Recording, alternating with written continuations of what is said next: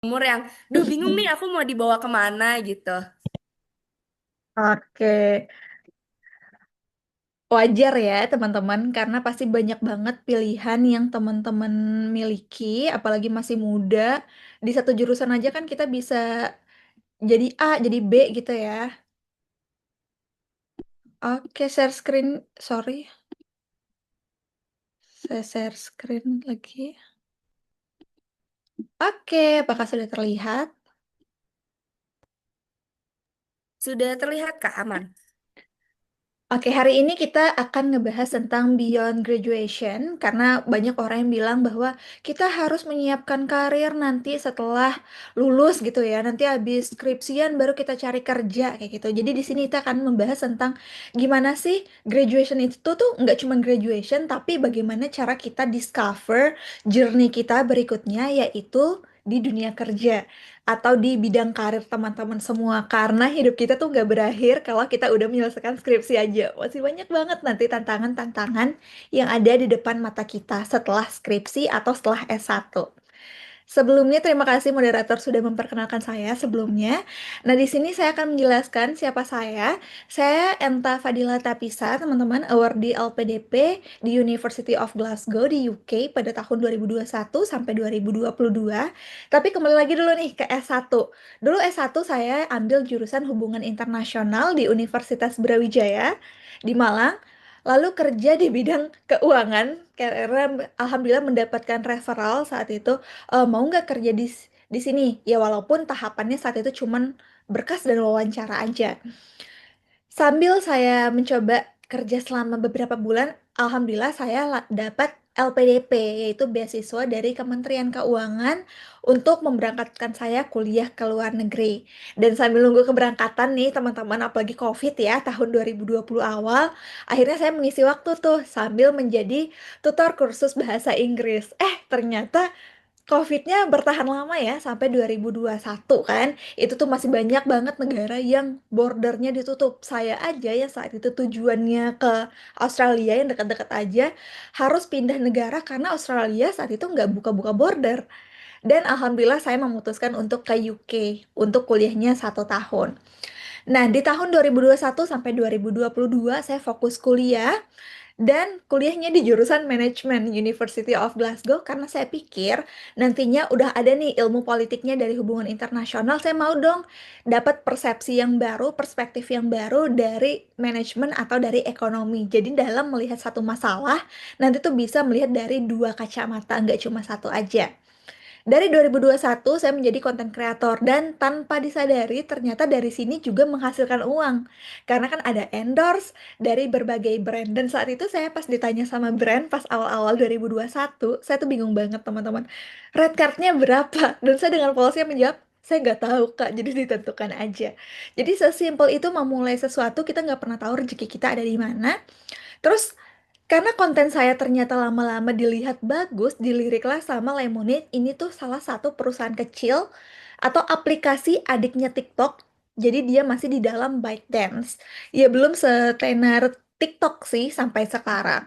Tapi saat itu saya menjadi konten kreator berbayarnya dari 2022 sampai 2023 untuk menceritakan pengalaman saya selama di UK.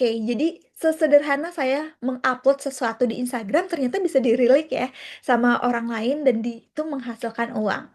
Di tahun 2023 saat pulang ke Indonesia, lebih tepatnya, itu saya ditawarkan oleh salah satu penerbit untuk menuliskan buku saya karena mereka suka caption-caption yang udah saya tuliskan di dalam postingan-postingan saya. Karena dulu pas awal-awal saya membuat konten, itu tuh panjang banget captionnya saya menceritakan sesuatu dan itu ternyata relate dan membuat orang tuh ngerasa, ah aku mau mencapai mimpiku juga.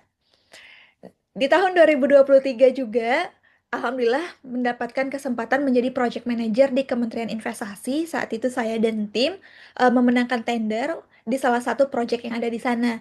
Nah, jadi pemenang tendernya itu memegang project dan bekerja sama sama Kementerian Investasi. Di tahun yang sama juga, karena pekerjaannya nggak 9 to 5 setiap hari, saya juga menjadi clerk dan interpreter di Indian Mission to ASEAN, apalagi saat Indonesia menjadi tuan rumah di ASEAN Summit di tahun 2023. Di tahun 2024, saya menjadi project manager di Indonesia Global dan USA Teman LPDP untuk berfokus membantu orang-orang yang ingin kuliah ke luar negeri untuk mendiscover kira-kira dia cocok jurusan apa, beasiswa apa yang dia bisa dapatkan.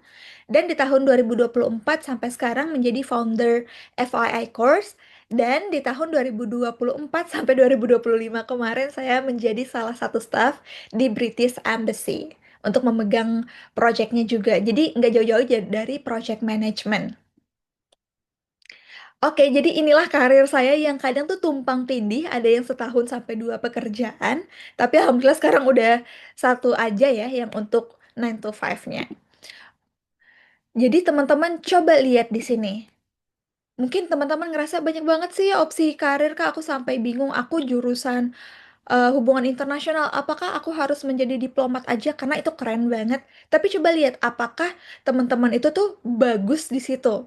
Apakah teman-teman tuh di bidang diplomasinya atau di bidang negosiasinya atau di kerja-kerja sama yang cakupannya itu tuh di bagian untuk budaya aja, nggak harus yang politik.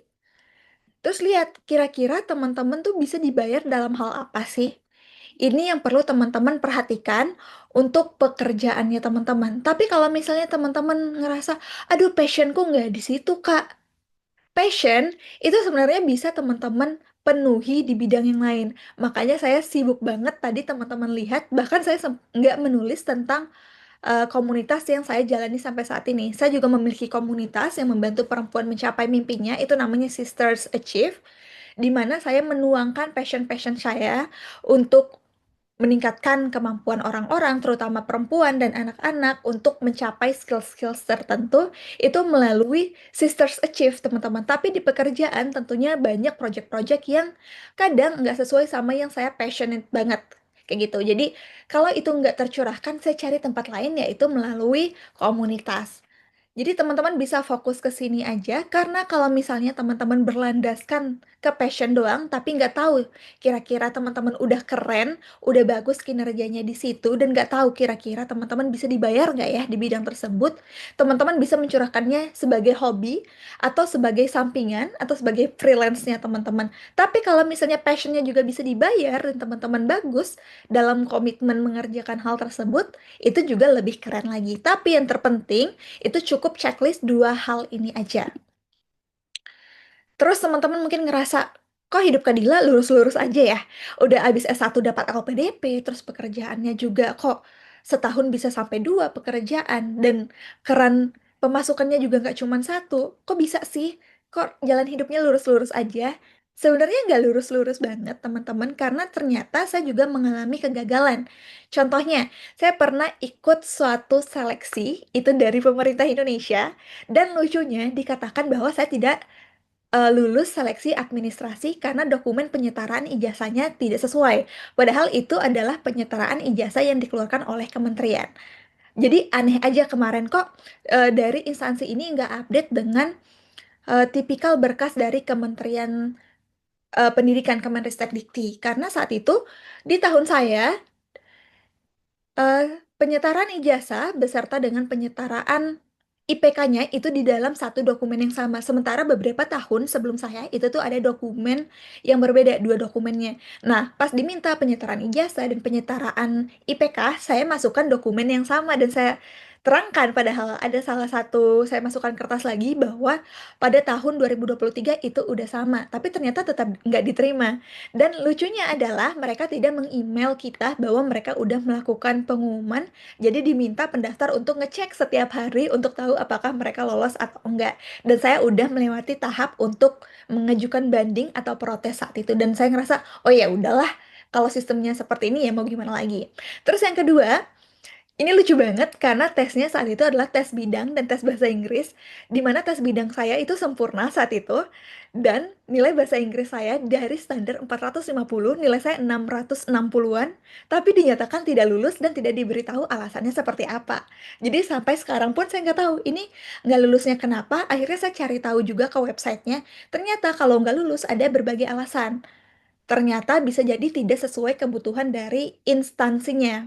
Karena saat itu ada rekrutmen terbuka besar-besaran untuk satu apa ya, family yang besar untuk instansi tersebut, tapi dia punya beberapa anak perusahaan. Nah, itu katanya bisa jadi tidak sesuai dengan kebutuhan anak perusahaan. Padahal jurusan dan lainnya juga sesuai.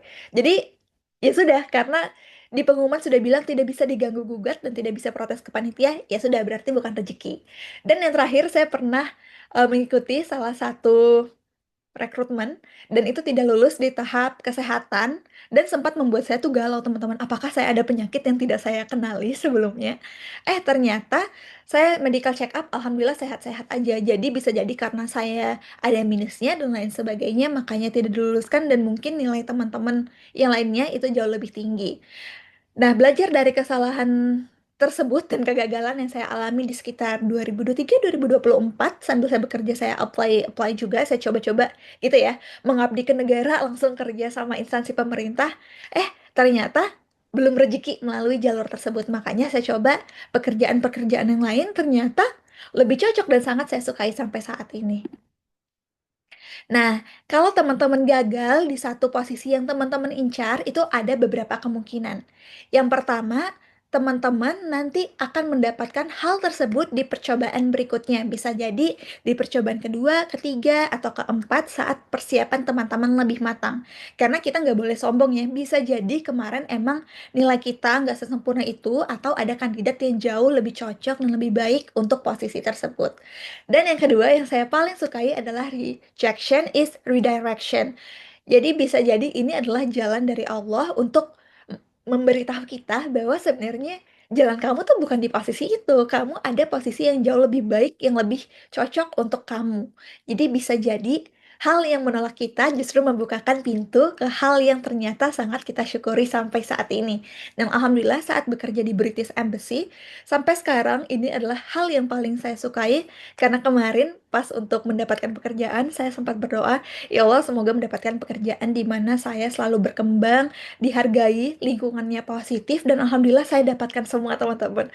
Syukurnya sampai sekarang pun saya masih mendapatkan istilahnya tuh kayak beasiswa untuk training, dibayarkan oleh British Embassy, lalu juga jam kerjanya sangat normal teman-teman, benar-benar 9 to 5, dan habis kerja ya nggak diganggu kemana-mana, dan weekend pun saya nggak pernah buka laptop untuk pekerjaan. Di sana work-life balance-nya dapat banget.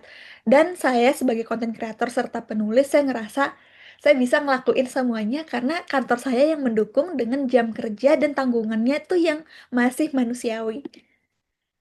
Nah, dulu di S1, saya tuh sempat berpikir bahwa semakin banyak opsi karir itu tuh semakin bagus. Semakin banyak kita menguasai sesuatu itu semakin bagus. Jadi nanti kita dapat pekerjaan banyak tuh di bidang-bidang tertentu.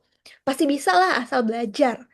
Tapi setelah berbagai pengalaman setelah lulus S2, akhirnya saya fokus ke 1 sampai 2 pekerjaan yang ingin saya apply aja, dan fokus tingkatkan di skill-skill tertentu aja. Nggak usah di semua skills, teman-teman cukup di 1, 2, atau 3 skills yang ingin teman-teman tingkatkan untuk meningkatkan kemampuan teman-teman bekerja di pekerjaan yang ingin teman-teman dapatkan.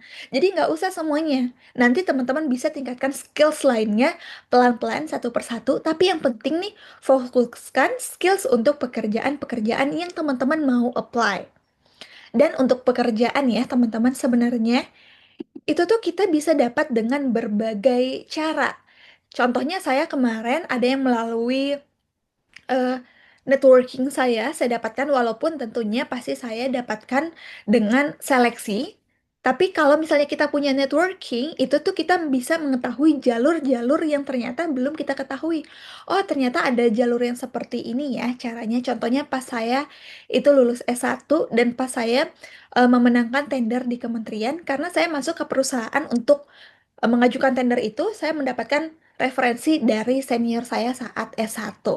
Jadi penting banget teman-teman untuk meningkatkan networkingnya. Nah, teman-teman juga harus tahu nih, kira-kira teman-teman ingin menjadi orang yang seperti apa? Apakah ingin menjadi orang yang generalis, spesialis, atau versatalis?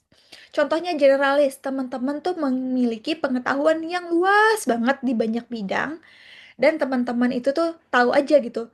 Ini misalnya teman-teman menjadi jurnalis. Jurnalis itu kan serba tahu ya teman-teman, tapi kurang mendalam untuk isu-isu tertentu.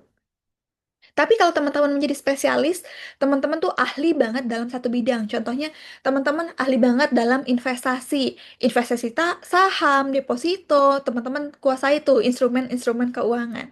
Tapi kalau misalnya teman-teman T-shape atau versatile orangnya, teman-teman tuh punya kemampuan yang mendalam di satu bidang. Itu mendalam tuh kayak T ya, semakin ke bawah, semakin dalam. Tapi teman-teman juga kemampuan horizontalnya itu tuh juga bagus.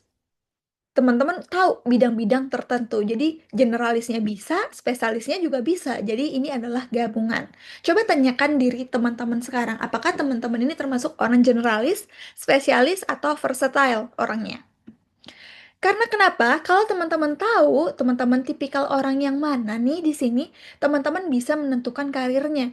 Contohnya, kalau teman-teman mau bekerja di bidang project manager, itu generalis sebenarnya. Karena project apapun atau isu apapun yang kita pegang, itu selama kita bisa memegang project atau bisa menganalisis project dari awal sampai akhir, itu teman-teman bisa masuk generalis. Tapi misalnya teman-teman mau jadi dokter, atau teman-teman mau jadi dokter spesialis atau pekerjaan-pekerjaan yang memang khusus di bidang tersebut seperti diplomat, ya udah teman-teman harus kuasai satu bidang aja. Tapi di banyak isu, contohnya aku mau bidang diplomasi. Oke, diplomasi apa yang aku jago? Apakah diplomasinya di bidang politik? Apakah nanti di isu ekonomi atau seperti apa? Seperti itu ya. Nah, teman-teman, setelah teman-teman tahu jenis karir yang cocok untuk teman-teman, jangan lupa memberikan planning. Karena kalau teman-teman gagal untuk preparation atau planning, teman-teman itu tuh sudah berencana untuk gagal. Jadi failing to plan is planning to fail. Dari Benjamin nih kata-katanya. Teman-teman coba buat lagi rencananya di jangka pendek, menengah, hingga jangka panjang. Contohnya teman-teman ingin menjadi diplomat sekarang. Oke, di 5 tahun pertama teman-teman mau ngapain? Apakah apply di Kementerian Luar Negeri untuk jabatan diplomat muda? Terus 10 tahun ke depan mau ngapain? Apakah ingin ditempatkan di negara-negara yang berkonflik atau enggak? Ini contoh aja. Terus di 15 tahun ke depan, seenggaknya teman-teman udah nggak jadi diplomat muda dong. Pasti udah jadi mungkin diplomat senior atau mungkin udah memegang satu kawasan yang teman-teman kuasai. Ini adalah contoh-contohnya. Jadi, teman-teman harus bisa melihat diri teman-teman nggak cuma 1, 2, 3 tahun ke depan, tapi ke lebih jauh lagi. Kira-kira nanti saat menjadi diplomat, apakah teman-teman fokus diplomat aja, atau buka bisnis juga nih? Atau nanti teman-teman sambil menerbitkan buku juga? Teman-teman harus mencatatnya dari sekarang. Dan ini adalah hal-hal yang saya harap saya tahu sebelumnya saat saya masih berkuliah S1. Ini ada beberapa banyak catatan belajar dari pengalaman. Yang pertama, persiapan karir itu dimulai dari kuliah, bukan setelah kita lulus kuliah atau setelah kita wisuda nih teman-teman. Harus disiapkan dari sekarang. Apa sih Kak yang perlu aku siapin? Tentunya IPK, karena di beberapa tempat itu tuh IPK bisa menjadi syarat utama untuk masuk. IPK sebenarnya tuh nggak perlu tinggi-tinggi banget teman-teman. Yang penting berada di atas atau pas dari persyaratan yang diminta. Terus yang kedua, jangan lupa untuk nyicil CV-nya dari sekarang. Teman-teman tulis tuh setiap kegiatan-kegiatan yang udah teman-teman jalani atau lakukan. Ikut kegiatan-kegiatan selama itu di kampus ataupun di luar kampus yang sesuai dengan karir yang ingin teman-teman capai. Jadi teman-teman nggak usah ikut BEM, EM, himpunan, nggak usah ikut semuanya bareng-bareng yang bikin teman-teman capek dan IPK-nya teman-teman turun. Prioritasin aja satu atau dua kegiatan yang teman-teman mau ikutin dan lihat apakah ada manfaat untuk masa depan. Kalau teman-teman ngerasa, oh ini nggak bermanfaat banget untuk karir aku di masa depan, ya udah fokusin ke hal lain, cari coba hal lain yang bisa membantu teman-teman mendapatkan karir yang jauh lebih bagus. Dan bangun networking mulai dari dosen, karena dari dosen teman-teman bisa nanti ikut penelitiannya atau tahu dari kenalan-kenalan dosen kira-kira pekerjaan di bidang teman-teman itu tuh bagusnya di perusahaan apa atau di instansi apa. Terus tingkatkan soft skills atau keunikan yang teman-teman miliki. Karena soft skills itu teman-teman atau keunikan unique selling point kita itu bisa berbeda dari satu orang ke orang lain meskipun kita berasal dari jurusan yang sama. Jadi teman-teman fokus aja apa ya keunikan teman-teman. Oh, aku jago banget nganalisis. Ya udah, fokus nganalisis. Coba tingkatkan kemampuan menganalisis kamu buat paper, ikut penelitian. Jadi fokus aja ke situ teman-teman dan pelan-pelan ditingkatin skill-skill lainnya. Yang penting teman-teman ada keunikannya. Yang keenam, fokus tahu apa yang kamu mau. Karena banyak banget orang pintar ini tuh penyakitnya nggak tahu yang dia mau karena dia ngerasa aku tuh kalau ujian bisa jawab, yang penting ada soalnya dulu. Tapi di dunia kerja bukan tentang ujian, teman-teman. Teman-teman harus memilih path mana untuk mendapatkan lapangan pekerjaan yang sesuai dengan keinginannya teman-teman. Coba dicari tahu lagi. Kira-kira teman-teman tuh mau ngapain sih setelah lulus? Jangan, ah ya udahlah, ntar ikut CPNS aja, ntar aku lihat formasi yang cocok sama aku aja. Jangan kita yang mengikuti market banget, tapi coba tahu nih, di dalam diri teman-teman, cocok nggak sih kerja jadi PNS?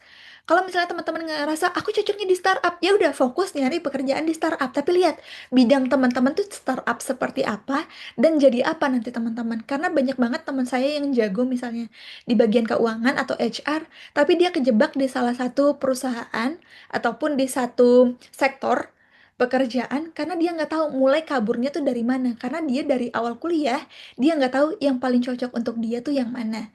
Jadi daripada teman-teman stuck di setelah 10-20 tahun pekerjaan, ya sayang kan memulai dari awal lagi. Jadi mending teman-teman tentukan apa yang teman-teman tahu dari sekarang daripada menyesal setelah masuk. Terus kejelasan karir ini juga kita dapatkan dari pengalaman. Saya alhamdulillah mendapatkan pekerjaan di bidang project management ini setelah karir ketiga atau keempat saya ya hitungannya. Dan saya nggak menyesal terhadap karir-karir saya sebelumnya. Contohnya dulu saya menjadi tutor bahasa Inggris sampai sekarang pun saya masih menjadi tutor bahasa Inggris teman-teman.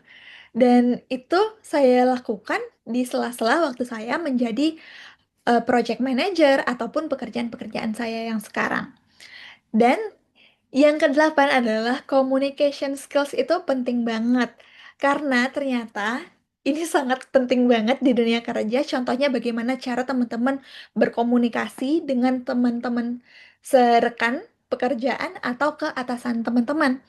Karena dalam menyelesaikan masalah atau menghadapi suatu permasalahan di kantor itu perlu komunikasi. Kalau teman-teman ngerasa, aduh kak, aku introvert, anaknya aku nggak bisa ngomong di depan orang. Bukan ya, teman-teman jangan jadikan introvert itu sebagai alasan.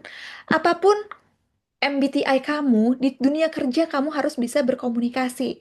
Karena rugi banget kalau misalnya kamu tahu untuk menyelesaikan suatu permasalahan dan kamu paham banget substansinya, tapi kalau kamu nggak bisa mempresentasikannya, nanti orang yang akan untung adalah orang-orang yang bisa mempresentasikan hal tersebut. Jadi belajar untuk menceritakan diri kamu ataupun pengalaman kamu pelan-pelan belajar communication skills-nya dari sekarang. Kalau misalnya kamu menghadapi satu permasalahan, jangan ragu untuk meminta bantuan atau konsultasi. Ini pengalaman saya di tempat kerja yang sekarang.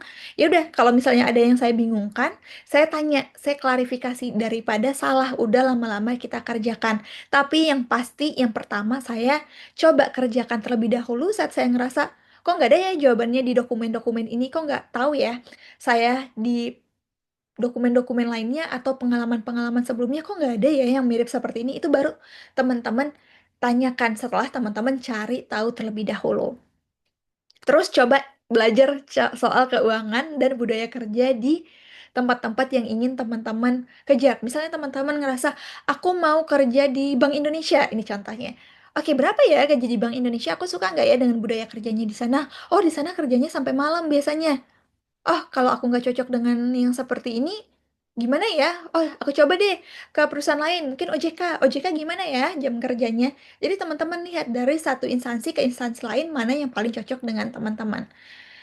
Terus mentor karir itu tuh perlu banget karena teman-teman ini kan pasti masih awam ya dengan karir-karir karena selama ini masih fokus ke kuliah aja. Jadi teman-teman cari mentor itu banyak banget ternyata organisasi atau komunitas yang membantu mahasiswa untuk mendapatkan mentorship di pekerjaan dan saya baru tahu setelah saya lulus. Ini rugi banget sebenarnya untuk saya. Dan saya berharap teman-teman nggak mengalami kerugian yang sama. Jadi kalau teman-teman punya mentor itu akan sangat mudah di mana mentor itu juga nanti akan membantu teman-teman untuk melihat kira-kira prospek kerja yang paling cocok dengan teman-teman itu yang seperti apa. dan tahu nilai teman-teman sendiri. Kalau teman-teman tahu value yang teman-teman miliki, teman-teman nanti tuh nggak akan terkena underpaid karena teman-teman tahu dengan skill yang teman-teman miliki, dengan pengalaman yang teman-teman punya, teman-teman nggak pantas banget untuk dibayar di bawah UMR. Ini contohnya aja ya. Dan coba main LinkedIn dari sekarang. Di sana teman-teman bisa bangun portofolio, lalu berjejaring juga dengan orang-orang di sektor yang teman-teman incar.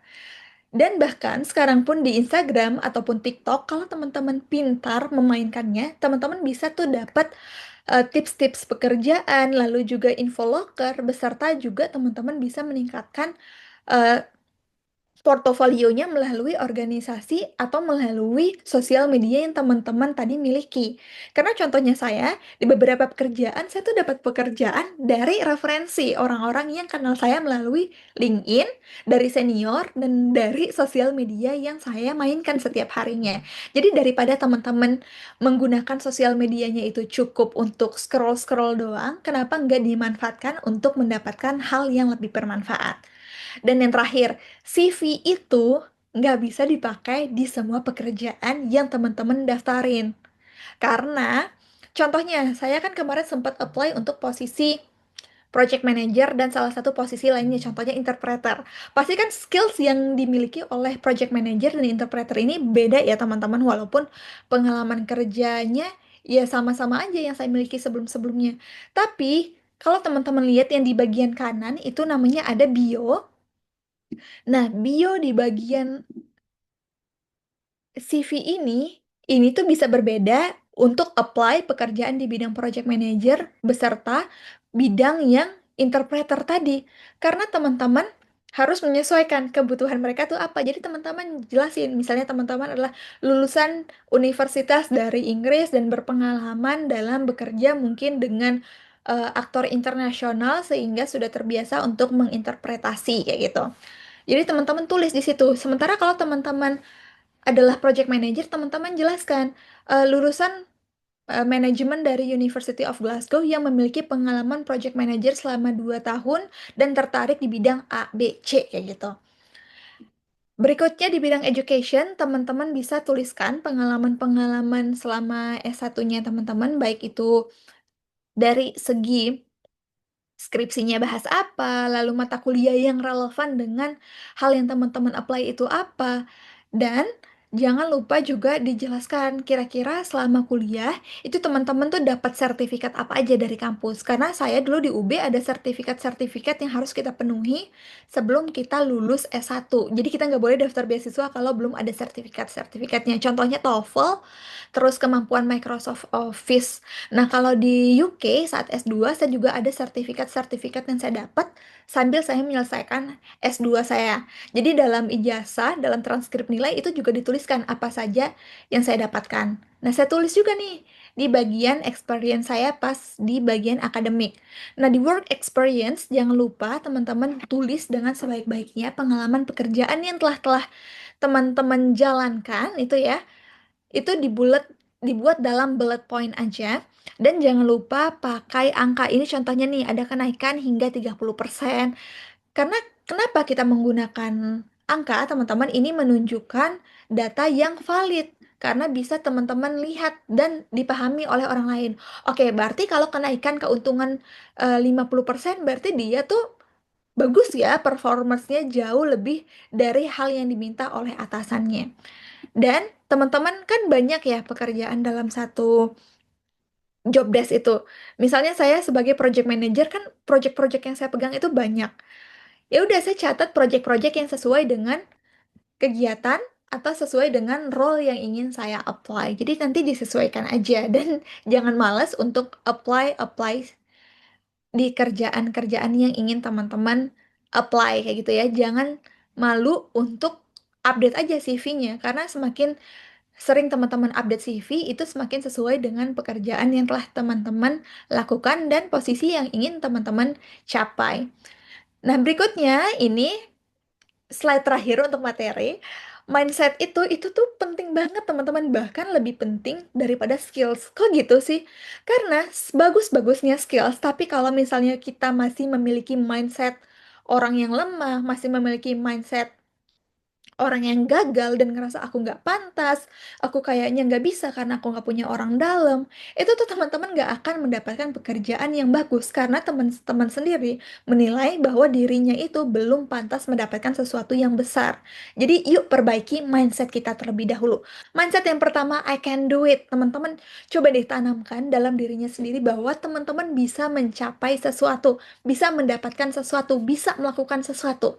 Bisa loh teman-teman mendapatkan pekerjaan impian, bisa loh teman-teman nanti dapat gaji 2 digit, bisa loh teman-teman nanti bekerja sama pihak internasional juga. I know my value, kayak tadi yang saya bilang, jangan karena teman-teman itu butuh banget sama pekerjaan, jadi teman-teman kerja dari pagi sampai malam tapi digajinya di bawah UMR. Jangan mau kayak gitu. Tahu apa hak dan kewajiban yang teman-teman miliki.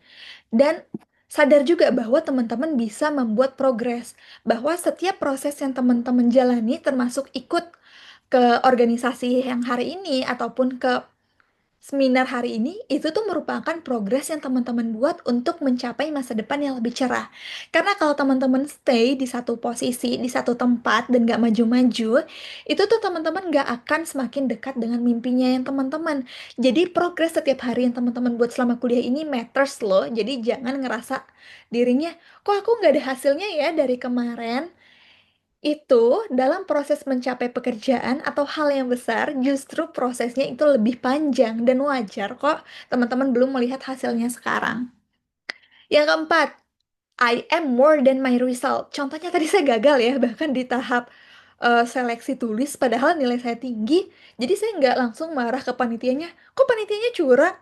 Ya udah, bisa jadi saya bukan eh, kandidat yang diinginkan oleh mereka. Bisa jadi rezeki saya itu di tempat lain. Jadi alhamdulillahnya pasti dari belajar bahasa Inggris itu saya bisa kok untuk bekerja di bidang lain yang lebih keren. Contohnya saya bisa jadi interpreter, contohnya saya bisa bekerja di British Embassy dan di tempat-tempat yang juga kerja sama bule. Terus I am humble, sadar teman-teman bahwa teman-teman tuh sebenarnya pintar, tapi bukan orang yang paling pintar. Di luar sana, teman-teman juga bisa bertemu dengan orang-orang yang keren banget, orang-orang yang IPK-nya tinggi dan pengalamannya itu jauh lebih keren daripada teman-teman. Nggak apa-apa, teman-teman jadikan mereka sebagai orang yang memotivasi teman-teman. Justru ajak mereka bekerja sama, ajak mereka juga untuk berdiskusi, serta jadikan mereka mentor dalam karirnya teman-teman. Jadi jangan mental kerupuk ya, justru ngelihat orang yang keren itu sebagai sarana untuk kolaborasi ke depannya. Terus, I'm willing to learn, karena setiap hari pasti ada hal yang dipelajari. Bahkan atasan saya aja yang udah puluhan tahun dalam bekerja, pasti kok ada hal baru yang dia pelajari, pasti kok ada hal yang dia revisi sesuai dengan keinginan dari atasannya lagi. Dan jangan lupa I am me. Setiap orang itu punya kelebihannya masing-masing, punya struggle-nya masing-masing, punya juga tanggungannya masing-masing dan starting point-nya masing-masing. Jadi jangan iri sama orang lain, fokus aja ke hidup kita sendiri. Karena semakin teman-teman fokus ke diri sendiri, itu teman-teman juga semakin fokus ke mimpinya teman-teman dan masa depannya teman-teman sendiri. Sehingga kalau teman-teman nanti nih semakin fokus ke isu atau ke gosip hidup orang lain, teman-teman justru semakin jauh terhadap persiapan untuk mendapatkan masa depan yang jauh lebih bagus lagi. Jadi fokus aja ke diri sendiri. Toh yang bertanggung jawab terhadap hidup kita tuh kita sendiri. Kalau teman-teman gagal, yang paling sedih siapa? Teman-teman sendiri. Kalau teman-teman berhasil, yang dapat manfaatnya siapa? Teman-teman juga. Kalau teman-teman menyesal di kemudian hari, siapa kira-kira yang paling sedih? Teman-teman juga. Jadi nggak usah fokus ke orang lain karena nyatanya hidup kita bergantung ke kita sendiri. Sekian dari saya, terima kasih teman-teman, semoga bermanfaat dan kalau ada pertanyaan seputar karir maupun seputar perjalanan setelah S1, feel free untuk bertanya. Saya kembalikan ke moderator. Baik, Kak, terima kasih banyak karena sudah memberikan kami banyak sekali insight menarik. Terus juga mungkin sebelum kita masuk ke pertanyaan, bisa saya bacakan dulu resume dari materi kakak yang bener-bener nih daging banget yang bisa kasih tahu kita banyak hal gitu. Yang pertama itu adalah konsep ikigai yang bertujuan untuk membantu seseorang menemukan tujuan hidup. Karena kan memang apalagi di usia-usia kita yang masih belum lulus ataupun usia-usia kita yang memang masih bimbang nih mau jadi apa. Konsep ikigai yang tadi kakak pertama jelaskan itu hadir dengan pertimbangan yaitu what you love, what you are good at, what the world needs, dan what you can be paid for. Dimana mungkin ini semua kadang kita lupa, kadang kita berpikir oh kalau kita tuh harus stuck di jurusan kita, namun ternyata ada banyak banget yang bisa kita eksplorasi kayak kakak tadi gitu. Dan kegagalan itu pasti adalah hal yang kita temui ya kak, dan gak mungkin banget nih orang sukses itu nggak pernah ada yang namanya kegagalan dalam hidupnya. Makanya tadi juga kakak mengutip quotes atau perkataan dari Benjamin Franklin, yaitu failing to plan is planning to fail, yang dimana hal itu bagus banget untuk kita jadikan notes pengingat kita sehari-hari, di mana kita juga harus mengatur apa aja nih plan-plan kita. Ada short term, ada mid term, dan ada long term yang kayak kakak jelasin tadi.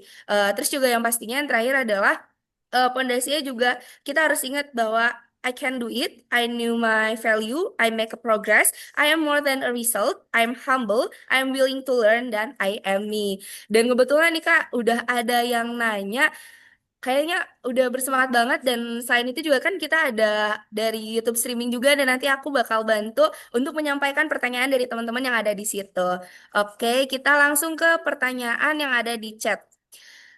Bagaimana? Oh, ada dua pertanyaan ini, Kak. Yang pertama, bagaimana jika keluarga tidak mendukung apa yang kita mau, Kak? Apakah kita harus berjuang dengan diri sendiri? Itu pertanyaan pertama.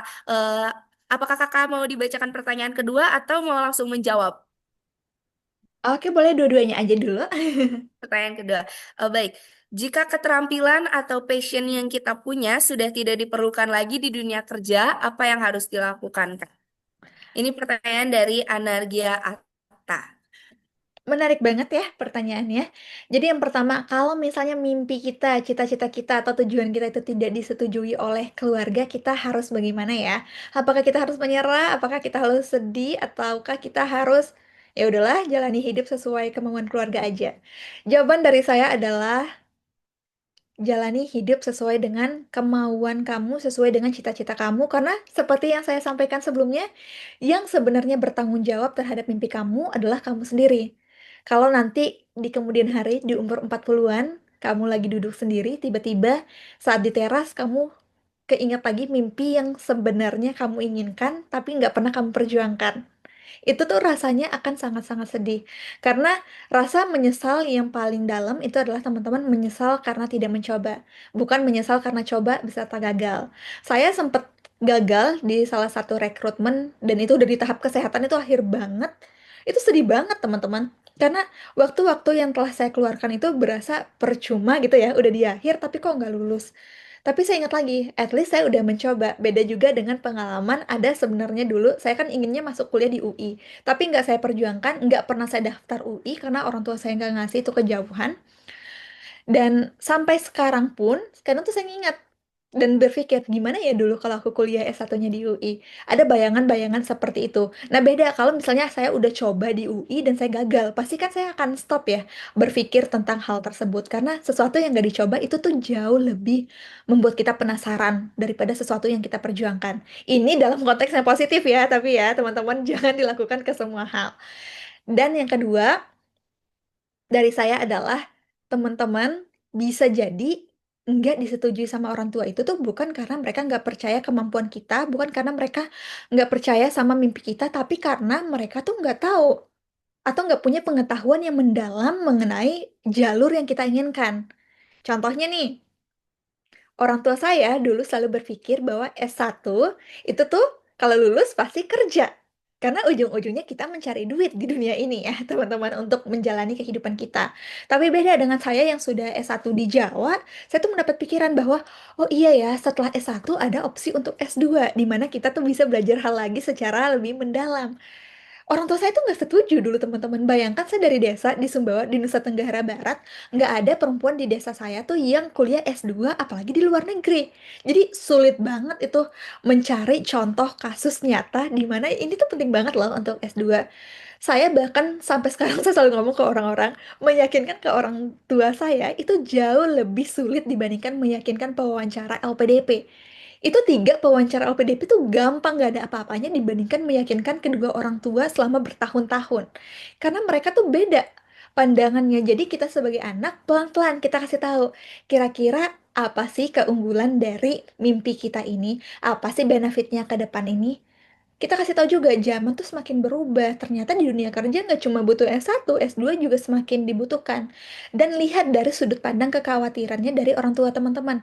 Misalnya orang tua saya tuh khawatir karena di luar negeri ya, apalagi perempuan muslim gitu ya. Saya jelasin bahwa negara tujuan saya itu sangat ramah dengan muslim.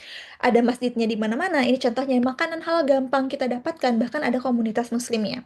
Lalu di segi yang kedua, karena khawatirnya orang tua dulu adalah kerja aja karena biar dapat duit gitu ya. Saya jelasin, kalau bekerja sebagai fresh graduate, segini pendapatan saya yang bisa saya dapatkan, terendah sampai tertinggi. Lalu kalau misalnya tinggal di kota mana, misalnya untuk bekerja itu, tabungannya nanti akan dapat segini. Sementara, Pak, kalau saya kuliah S2, segini nih biaya yang dikasih sama LPDP. Kebutuhan hidup di sana, kalau saya bisa hemat, saya bisa saving di sini. Ternyata saya bisa lebih banyak tabungan saat saya S2 dibandingkan saya bekerja. Saya dapat untung, dapat ilmu, dapat uang juga. Jadi kita menjawab pertanyaan-pertanyaan yang diragukan oleh kedua orang tua kita. Jadi ini adalah pengalaman saya ya. Kita coba pelan-pelan dekatin kayak gitu. Contohnya kemarin aja misalnya keluar iklannya Tasya Kamila atau mungkin Maudy Ayunda atau ada iklan University of Melbourne maupun negara-negara di luar negeri. Saya pelan-pelan tuh cocok lagi gitu. Oh, itu mau di Ayunda kemarin dia dapat beasiswa LPDP. Itu Tasya kemarin dapat beasiswa juga. Keren mah dia udah kuliah sekarang dan udah kembali lagi ke Indonesia bisa kerja tahu gitu. Jadi pelan-pelan kita kasih tahunya sehingga orang tua lebih paham. Oke, pertanyaan kedua. Jika keterampilan atau passion yang kita punya itu udah nggak diperlukan lagi di dunia kerja, apakah kita harus melakukan sesuatu, Kak? Gitu. Tentunya teman-teman ada dua opsi. Yang pertama, coba cari pekerjaan yang sebenarnya skills teman-teman tuh masih diperlukan. Nggak semua kok hal-hal ini tuh diganti sama AI. Nggak semua kok hal-hal ini tuh justru ditinggalkan oleh manusia. Bisa jadi kita belum discover. Karena saya pun semakin banyak saya riset sejauh ini untuk pekerjaan, ternyata hal-hal yang dianggap oleh orang lain, ah udah nggak ada orang yang kerja di bidang itu. Justru kalau masih tersisa dia, value kamu tuh justru akan naik teman-teman. Karena saingan kamu untuk posisi tersebut itu semakin berkurang. Tapi demikian teman-teman juga harus ambil opsi kedua, yaitu coba tingkatkan skills di bidang-bidang tertentu yang mungkin nggak terlalu jauh dari skills sebelumnya, tapi justru dia tuh memiliki opsi pekerjaan yang jauh lebih banyak. Nah, di kehidupan kita yang semakin banyak berubahnya sekarang ya, teknologi udah semakin maju, AI udah di mana-mana sekarang ya. Apa sih yang nggak dikerjain sama AI? Coba teman-teman cari apa unique selling point-nya teman-teman dan selalu mau belajar hal baru, selalu update dengan perkembangan. Jangan teman-teman ngerasa aku udah pintar, aku sudah keren selama ini, aku nggak bisa digantikan sama AI. Bisa jadi teman-teman besok kerjaannya digantikan sama AI, makanya teman-teman juga harus tingkatkan skills yang teman-teman punya dan jangan lupa tingkatin portofolionya juga. Portofolionya di-upload aja di sosial media. Kalau ada orang yang bilang, ah cringe banget jadi orang, atau ngerasa, ih sombong banget pamer-pamer mulu. Bukan ya teman-teman, itu adalah kesenjangan mindset. Jadi kalau mindsetnya teman-teman ini adalah bagian portofolio saya, sehingga saya dapatkan klien dari pekerjaan freelance saya, ya udah ini akan bermanfaat bagi saya. Atau saya yang bertanggung jawab untuk hidup saya. Selama ini tidak mengganggu norma-norma sosial, enggak yang ale-ale banget kontennya, ya udah teman-teman upload aja terus portofolionya di LinkedIn maupun di sosial media. Seperti itu. Jadi tiga hal yang teman-teman lakuin ya. Yang pertama tadi di portofolionya ditingkatin. Yang kedua coba cari opsi-opsi lainnya. Siapa tahu masih ada yang membutuhkan tenaga atau skillsnya teman-teman. Dan yang terakhir perluas skills yang teman-teman miliki.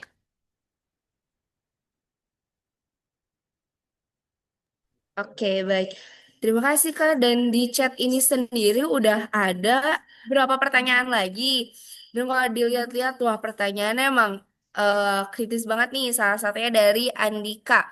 Dia bertanya, Kak, izin tanya, Kak, kalau mimpi kita belum pasti, apakah bijak apabila kita mencoba mengikuti berbagai kegiatan dan memasukkan pengalaman tersebut ke CV, walaupun tidak begitu selaras dengan pekerjaannya?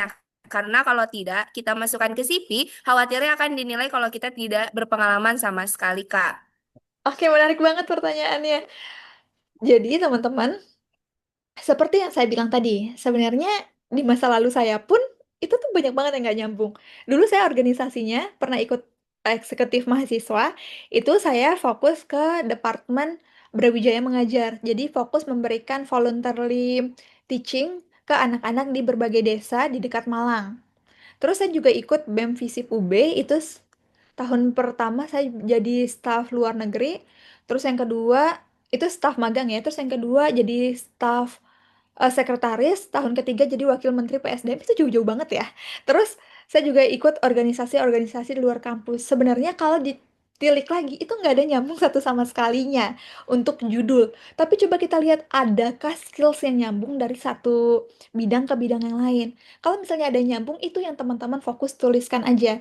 Dan jangan lupa juga, semakin banyak kita explore, semakin kita tahu apa yang kita sukai, apa yang nggak kita sukai. Kan nggak lucu ya, kita masih SD tiba-tiba bilang, aku mau jadi diplomat aja. Padahal kan belum teman-teman pelajari tentang diplomasi, teman-teman belum tahu negosiasi seperti apa, teman-teman belum tahu kira-kira diplomat kerjanya di mana. Teman-teman itu tuh biasanya tahu apa yang teman-teman suka dan gak suka setelah teman-teman jalani. Jadi nggak apa-apa kok jalani aja terlebih dahulu. Terus nanti kalau udah pelan-pelan kebanyakan organisasi atau pengalaman kerja ataupun magang yang teman-teman jalani, nanti di CV kan maksimal 2 halaman ya. Teman-teman bisa tulis hal-hal yang penting dan yang paling nyambung aja.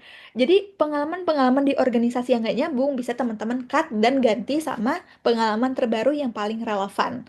Jadi nggak usah overthinking sama hal tersebut karena insya Allah jalan hidup teman-teman tuh masih panjang. Jadi coba aja semua sekarang.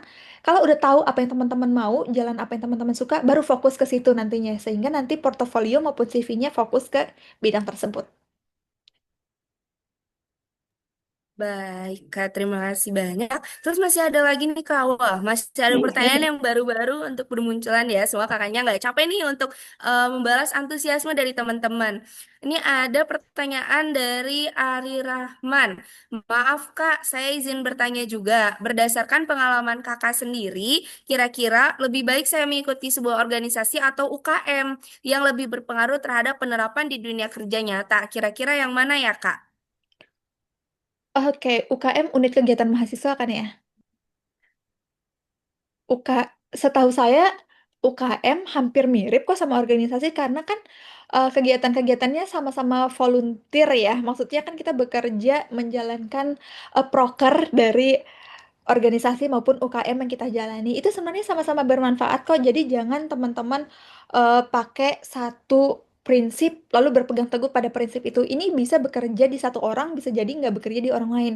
Jadi bisa organisasi bisa, UKM bisa, karena teman-teman skills yang teman-teman dapat dari UKM maupun di organisasi ini ada banyak. Contohnya public speakingnya, gimana cara kerja sama-sama tim, gimana cara communication skillsnya, bagaimana pemecahan masalahnya. Ini tuh yang teman-teman dapatkan. Jadi jangan lihat dia tuh sebagai satu kesatuan, tapi lihat apa yang teman-teman bisa pelajari dari hal tersebut. Terus teman-teman juga lihat nih skala prioritasnya. Contohnya saya dulu semester 2 ke 3 itu organisasi bisa 2 sampai 3 yang saya ikutin. Belum juga kepanitiaan. Itu banyak banget. Tapi naik ke semester makin atas, saya fokusnya ke magang. Kayak gitu. Jadi coba lihat skala prioritasnya mana yang paling cocok dengan waktunya teman-teman. Jangan dilakuin semuanya banyak tanpa strategi. Karena tadi failing to plan is planning to fail. Kalau di dunia nyata sebenarnya semakin sekarang ya yang saya lihat dari Gen Z yang semakin muda ini banyak banget orang-orang yang maksudnya lulusan baru lulus beberapa bulan tapi kok pengalaman magangnya udah 2 tahun, udah setahun. Dan menurut saya teman-teman coba magang walaupun itu nggak diwajibin oleh kampus, walaupun magangnya cuma wajib sebulan, coba teman-teman cari magang yang bisa lebih lama sehingga nanti teman-teman pengalaman untuk profesionalnya itu nggak cuma di bidang organisasi, tetapi juga di dunia kerja nyata. Itu yang saya dapatkan dari anak-anak zaman sekarang. Magang itu penting banget. Oke, jadi kembali lagi ya Kak ke prinsip yang tadi dari quote Benjamin Franklin itu kalau ya kita memang harus sedia dengan itu semua. Oke, wah Kak, tampaknya masih ada pertanyaan nih, beberapa pertanyaan dan ada pertanyaan baru dari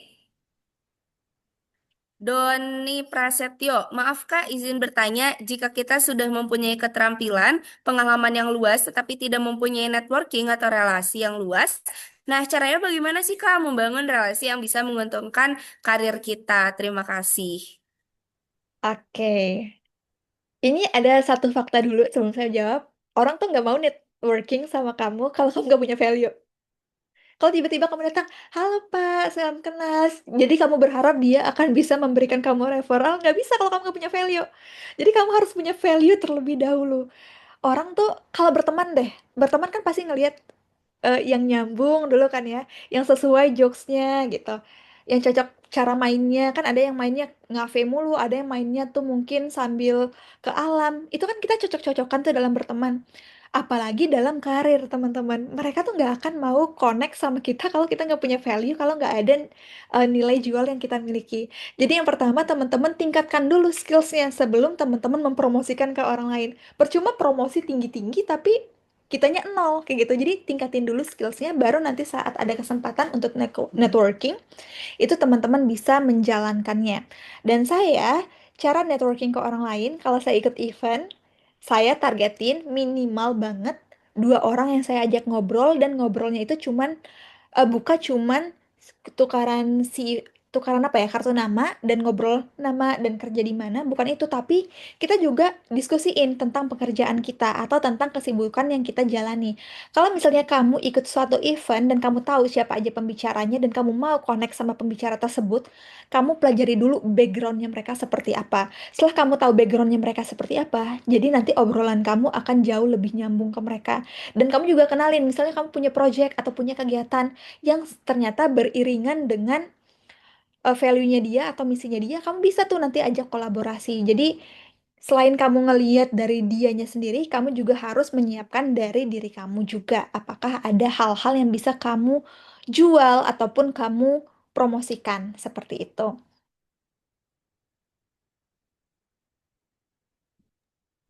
Baik, memang karena sebelum kita membangun relasi tentunya kita harus tahu dulu ya kan value kita itu apa sih gitu dan memang karena sebelum kita membangun relasi tentunya kita harus tahu dulu ya kan kita dan ya oke dan kita harus tahu dulu ya kan.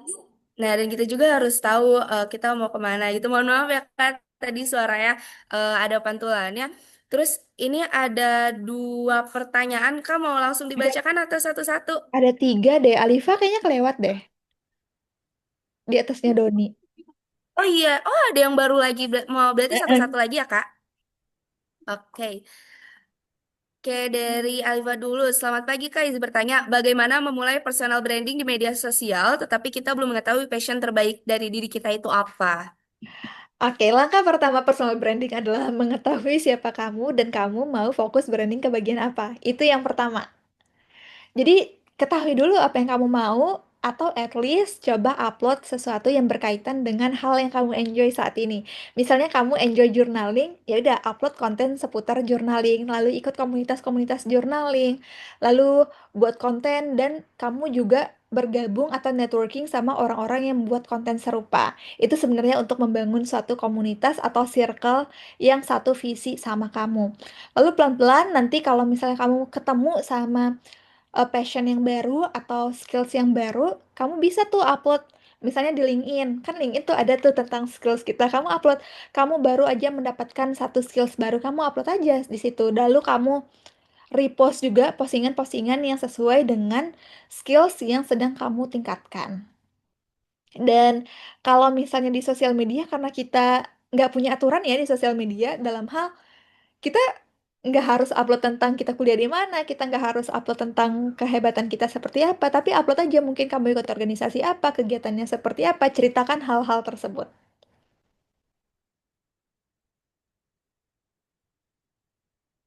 Baik, Berarti kita ini memang salah satu komunitas itu ya fungsinya ada hal seperti itu ya Kak. Dimana ketika kita mulai bersama dengan orang-orang yang punya passion dengan dengan kita juga jadi terbangun dan juga kita bisa tahu diri kita ini mau dibawa kemana. Oke, berikutnya adalah pertanyaan dari Fauziah. Selamat pagi Kak, maaf izin bertanya, kalau misalnya sekarang ada mahasiswa yang ngerasa, waduh, hilang arah atau jalan hidupnya berantakan nih Kak, apa yang ingin Kakak bilang ke mereka dan supaya mereka termotivasi kembali? Oke, wow, dalam banget nih pertanyaannya teman-teman, dan aku harap teman-teman sebenarnya tidak mengalami hal seperti ini, atau teman-teman nggak akan mengalaminya di masa depan ya, karena bisa jadi nanti ini akan membuat sangat frustasi. Tapi kalau misalnya amit-amit teman-teman sedang hilang arah, nggak tahu mau kemana, terus ngerasa hidupnya berantakan. Jadi apapun yang terjadi di hidup kamu sekarang nggak akan mendefinisikan masa hidupmu nanti di masa depan seperti apa. Kamu yang sekarang mungkin ngerasa hilang arah, bisa jadi nanti menjadi orang yang tahu maunya apa. Kamu mungkin yang ngerasa sekarang nggak termotivasi sama sekali, bisa jadi nanti menemukan sesuatu yang kamu ternyata passionate banget dan membuat kamu tuh merasa bersyukur bangun setiap pagi dan menjalankan hal tersebut. Jadi that's okay kalau ngerasa hilang arah sekarang, ambil waktu untuk istirahat sejenak, 1, 2, 3 hari. Lalu coba juga journaling, ini sangat membantu di kasus aku, karena semakin kamu keluarkan emosi-emosi yang buruk, emosi-emosi yang negatif di dalam bentuk tulisan ataupun cerita ke orang, itu tuh akan semakin lega perasaan kamu. Atau saat kamu menulis permasalahan yang ada di hidup kamu, saat tertulis, ternyata tuh nggak seribet itu masalahnya. Ternyata yang bikin ribet adalah rasa ragu kita, terus pertanyaan-pertanyaan yang sering muncul di kepala kita sendiri. Jadi, that's okay kalau kamu ngerasa lagi down banget. Nanti yuk di hari keempat, kelima mulai bangkit lagi, mulai tingkatin mood dengan makan makanan yang enak, lalu juga nonton mungkin series yang kamu suka, atau nonton sesuatu yang memberikan kamu motivasi, dan mulai bangkit lagi, karena yang bertanggung jawab terhadap hidup kamu adalah kamu sendiri. Berarti yuk kita mulai nih langkah-langkahnya hari ini. Mau ngapain aja ya? Oh mungkin mau ikut seminar yang memotivasi, mau baca buku tentang self-development, atau mau ngelihat lagi IPK kamu, lihat mana yang IPK kamu tinggi dan kamu ngerasa kamu mau tingkatin di bidang tersebut, ya udah kamu nanti fokus ke hal tersebut. That's okay kok kalau merasa rendah diri teman-teman, itu kadang terjadi karena mungkin hormonal atau mungkin karena teman-teman mengalami sesuatu yang kurang mengenakan, tapi namanya hidup, pasti ada nanti saat-saat teman-teman berada di atas, dan semangat ya.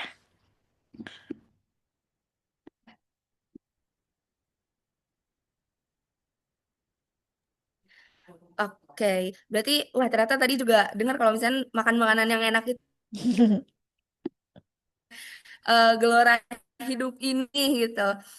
Oke, ini kayaknya mungkin ini pertanyaan terakhir ya Kak dari Nana, desain infografis.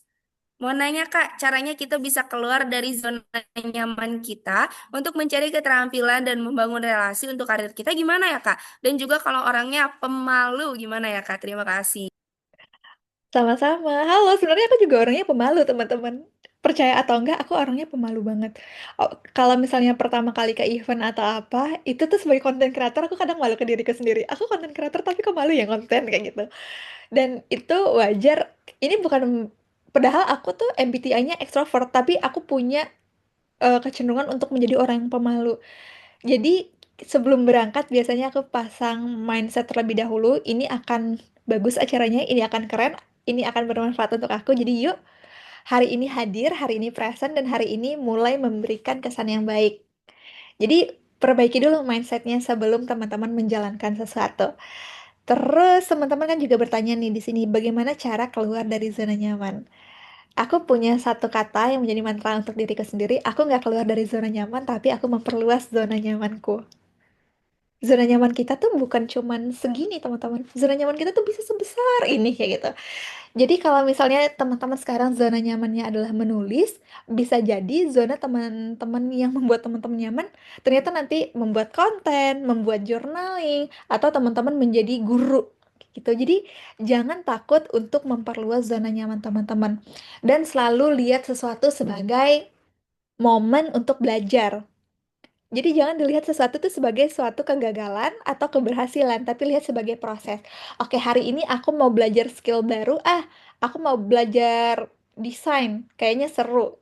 Ya udah, coba teman-teman belajar desain. Kalau ternyata udah 3 bulan belajar dan gak ada kemajuan dan teman-teman ngerasa ini bukan bidangku, ya nggak apa-apa. At least teman-teman udah mencoba sesuatu. Tapi pasti skillsnya menaikkan dan disiplinnya teman-teman juga semakin terjaga. Tapi kalau cocok, itu tuh keren banget, teman-teman udah dapat passion baru, zona nyamannya semakin luas, dan kesempatan untuk memperluas lingkup kerjanya juga nanti semakin bagus juga. Dan kalau misalnya teman-teman pemalu di networking, jangan lupa untuk nanti tentukan, targetkan ya, sehari itu mau ngomong ke berapa orang. Aku sih nggak usah muluk-muluk, mau ngomong ke 10 orang nggak usah, eventnya tuh nggak sepanjang itu. Cukup maksimal 5 orang. Aku aja tuh kemarin targetin ngomong ke 2 orang, tapi ternyata dapatnya 5 orang atau 4 orang gitu ya. Di event kemarin banget, aku uniknya kemarin diundang ke acara peluncuran salah satu brand mobil dan ada fashion show-nya sekalian dan ternyata seru ya ngobrol ke banyak orang. Bahkan lebih dari 5 orang. Jadi yang deep conversation banget tuh ada 3 sampai 5 dan sisanya itu tuh ngobrol-ngobrol casual aja. Kalau teman-teman latih sehari mungkin, oke aku deep ngobrol ke 1 orang, bangun networking ke 1 orang aja nggak apa-apa. Tapi kalau misalnya teman-teman udah ikut 5 event, 5 kali 1 udah 5. Tapi kalau setiap eventnya udah dapet 2, udah 10 tuh networkingnya. Jadi teman-teman pelan-pelan aja, lama-lama teman-teman akan merasa nyaman untuk ngobrol ke orang baru. Seperti itu. Semoga menjawab ya, Nana.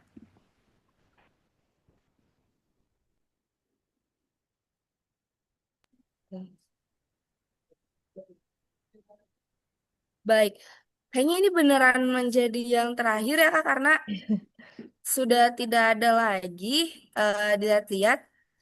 Nah, tapi terima kasih banyak pastinya Kak dari tadi udah jawab pertanyaan-pertanyaan yang penuh dari teman-teman. Beberapa pertanyaan itu tadi. Dan ilmu yang Kakak berikan juga pastinya wah keren banget dari mulai pada saat materi, terus juga pada saat menjawab pertanyaan. Dan mungkin pertanyaan dicukupkan teman-teman dan kalau misalkan teman-teman kepo sekali lagi boleh liatin ke akun Instagram dari kakaknya nih teman-teman karena pastinya Kak Fadila juga tidak akan keberatan ya untuk menjawab rasa penasaran teman-teman sekalian.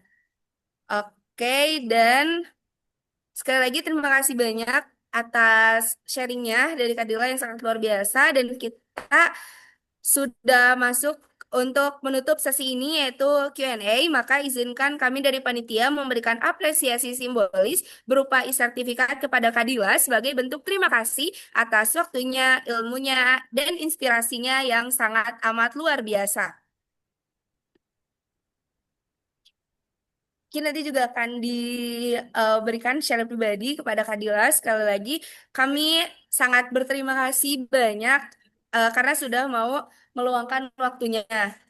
Dan seperti biasa, sebelum kita benar-benar pamit dengan narasumber kita yang keren, yang hebat ini, boleh dong teman-teman kita mulai on cam untuk untuk sesi dokumentasi supaya kita bisa mengabadikan momen ini gitu Kak. Apalagi kan khususnya di lomba pendikar ini kita memang berkembang sama-sama gitu. Oke, boleh teman-teman tolong dinyalakan kameranya ya.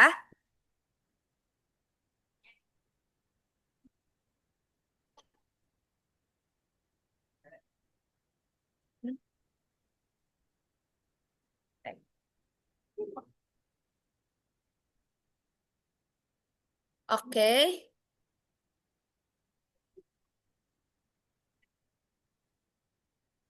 Oke teman-teman, masih banyak nih yang belum on cam. Ayo dong kita eh nyalain kameranya bareng-bareng nih supaya kita bisa dokumentasi dan jadi bukti perjuangan kita. Siapa tahu nanti kita sudah menjadi orang hebat dan kita lihat galeri kita dan ada dokumentasi ini gitu bahwa oh Pendikar sudah menjadi salah satu batu loncatan dalam perjuangan kita dan Kadila juga merupakan orang yang memotivasi kita semua. Sekali lagi boleh teman-teman tolong on camnya.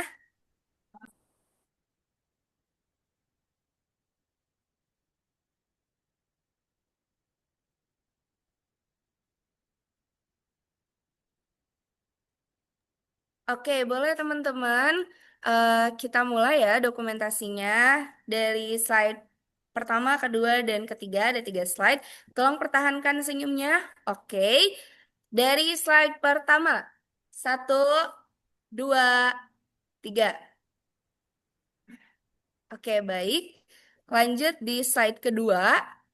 1, 2, 3.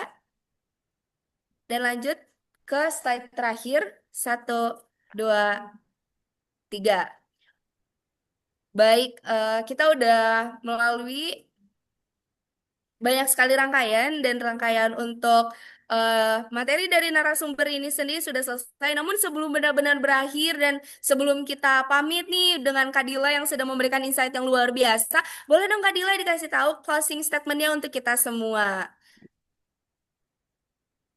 Oke, terima kasih Dela. Jadi closing statement dari aku adalah teman-teman harus tahu dan cari tahu apa yang teman-teman lagi sukai dan kira-kira di masa depan mau ngapain. Karena teman-teman berjuang tanpa tujuan itu tuh percuma. Teman-teman akan dapat capainya aja.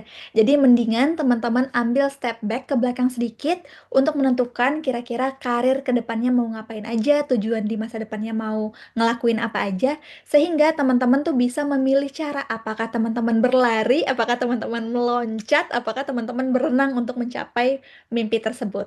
Karena kalau berlari udah jauh, anggaplah 10 kilo, 15 kilo, tapi ternyata tujuannya nggak ada, ya nggak ada ujungnya. Mending teman-teman udah tahu ujungnya, jadi teman-teman tahu memulainya dari kilometer 0, tapi tujuannya ada di kilometer ke 20, kayak gitu. Good luck untuk teman-teman semua di karirnya dan semoga untuk urusan kuliahnya semuanya lancar.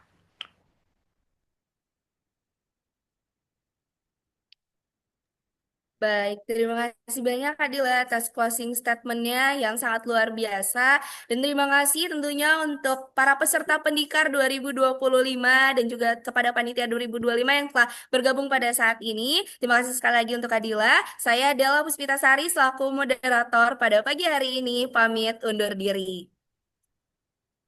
Thank you. Terima kasih Kadila.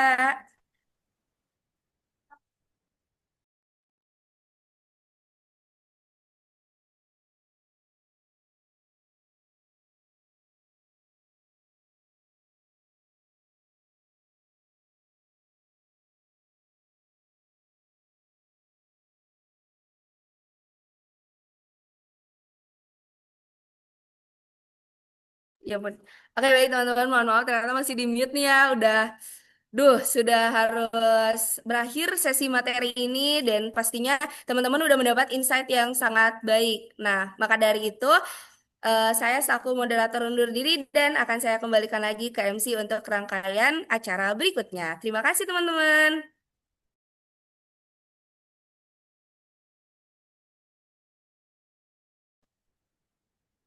Wah, wah, wah, wah. Kak Ida, tadi materinya betul-betul insightful parah.